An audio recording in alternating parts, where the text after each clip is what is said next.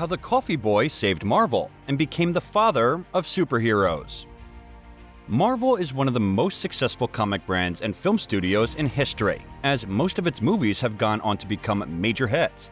However, it wasn't always recognized as one of the greatest, and things didn't start to change until a coffee boy making $8 a week came up with an idea that would change its fortunes around.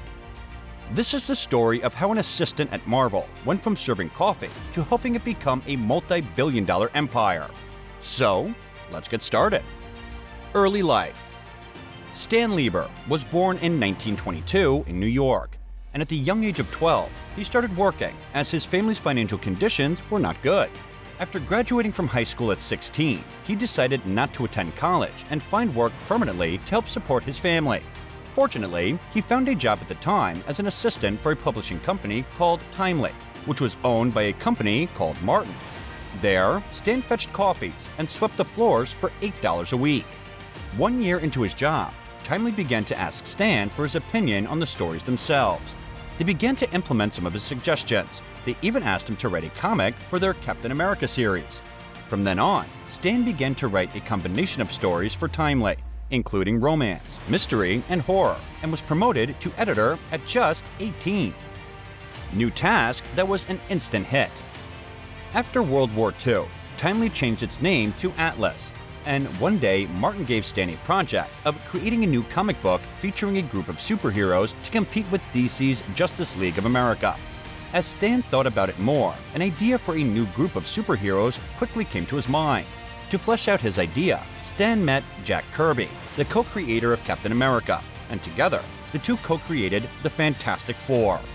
1 year later, the first Fantastic Four comic book was released, and it was an instant hit. Stan now felt more confident, and he and Jack then came up with an idea for another comic book, The Incredible Hulk. And when it was released, it was a super hit. Then, Stan convinced Martin to change the name to Marvel, which was one of the company's early comic titles. Going against the grain. By then, Stan had worked his way up from assistant to writer to editor-in-chief. One day, he told Marvel about his new idea, which was for a teenager who gets bitten by a radioactive spider. But Marvel strictly ordered him to not follow this idea. He tried to convince Marvel otherwise, but it was no use. However, Stan secretly asked his artist, Steve Ditko, to create his new superhero named SpiderMan. A few months later, Marvel unexpectedly had a hit, and every copy of The Amazing Fantasy was sold, thanks to Stan and Steve's Spider-Man. When Martin discovered the news about Amazing Fantasy sales, he ran over to Stan to make the series, and Stan didn't hesitate to accept it, and together with Steve, created a series for Marvel's new official superhero. Introduced several new superheroes. From then on, Stan came up with ideas for more unlikely heroes, and over the next few years, Stan managed to bring up several new superheroes, most notably Thor, Ant-Man, X-Men, Iron Man, Doctor Strange, Daredevil, Black Widow, and Black Panther. Like the Fantastic Four, Hulk, and Spider-Man, each one had unique powers and abilities, but problems and weaknesses like a normal man. However, after many years of success, Marvel decided to retire and sell the company. The company was sold for $15 million under one condition. Stan had to remain in charge, and then Stan was promoted to publisher. As Marvel's new publisher, Stan began to think of fresh ideas for the company beyond new, unlikely superheroes. Feature Marvel's characters in movies. Now, Stan wanted to feature Marvel's characters on TV and in movies. Fortunately, one of the most profitable studios in Hollywood, Universal, was ready to create a TV series featuring the Hulk. Meanwhile, Stan continued on his pursuit of making his mark in Hollywood, and he hoped to find producers who would turn his comics into movies. But each one turned him down, as they believed it would be too difficult to show comic actions using real actors. Yet, somehow, DC still managed to beat Marvel in getting to the silver screen and made a fortune. Their movie Superman brought in $300 million globally and became the sixth highest grossing film. Now producers were confident that superhero movies could work, and Stan managed to convince producers to create movies for the Fantastic Four, Spider-Man, and the Punisher. A wrong decision. After Marvel's new owner, Ron Perlman, took the company public, it began to acquire several businesses to diversify the company, all of which cost $700 million. Ron had hoped to make up for his losses by raising the prices on comics, but his plans backfired. Many found comics too expensive and stopped buying them at all, and sales dropped by 70%, and shares worth $35.75 dropped to a staggering $2.38. Marvel, once a consistently profitable company, was then forced to file for bankruptcy.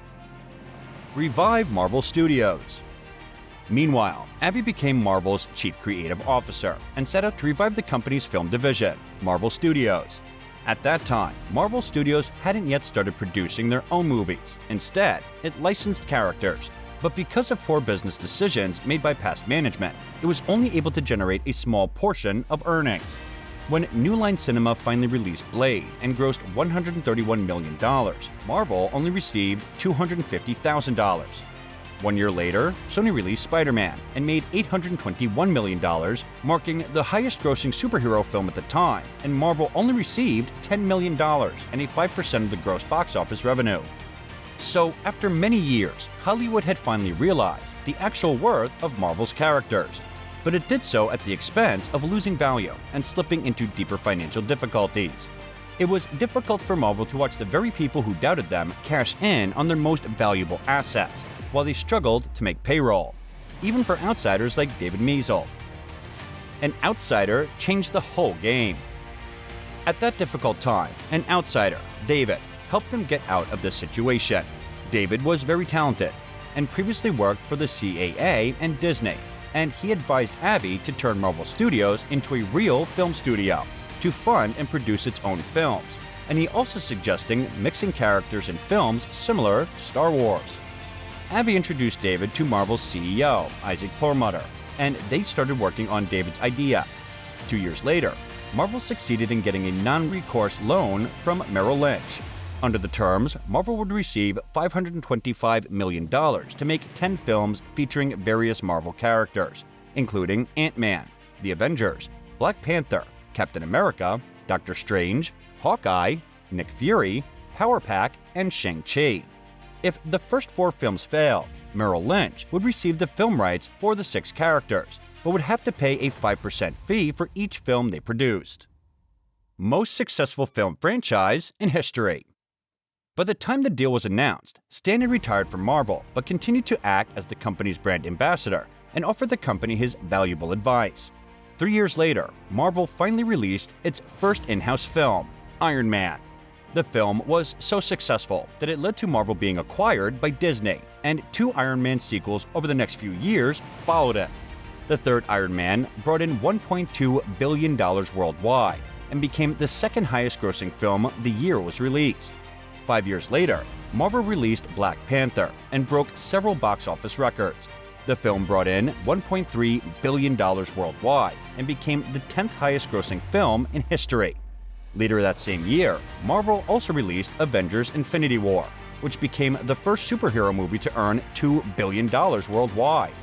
And more recently, Marvel released Shang-Chi that brought in $400 million worldwide and became the highest-grossing movie amid the COVID pandemic. Then, after just a few months, Spider-Man: No Way Home was released and grossed $1.7 billion worldwide, earning more than Black Widow, Shang-Chi, and the Eternals combined. To date, Marvel is listed as the most successful film franchise in history and has grossed $22 billion worldwide. Competing franchises have yet to even come close to beating that number, including Star Wars, Harry Potter, and James Bond. As for Stan, he's now widely known as one of the most influential writers and publishers in the comic industry, along with being named the father of superheroes. He continued to act as Marvel's brand ambassador and served as executive producer for many films, up until his passing at age of 95. This is the story of how an assistant-turned-writer and then publisher changed the world of comics and laid the basis of building a multi-billion-dollar empire. What's your opinion about his self-confidence and his whole career? Please let us know in the comments section. For more motivational stories from today's most successful leaders, don't forget to subscribe to our channel.